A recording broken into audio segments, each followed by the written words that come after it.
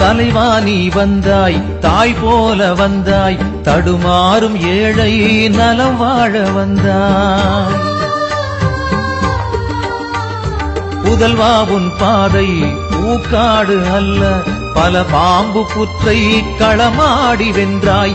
ஆகாயம் கூட அடியோடு வீழும், ஆனாலும் நம் சொந்தம் வாழும். ஏழைகள் எல்லாம் பசியாரும் சோற்றில் திருமாவே உன் வாசம் வீசும். ஒரு நாளும் அகலாது நாம் கொண்ட பாசம், போராளி தலைவன் தான் எங்கள் திருமா, பூபாள பறவைதான் எங்கள் திருமா. தாய் பாசம் வைத்தானே கண்ணோரமா, நம் தாய் வேறு இவன் வேறு என்றாகுமா?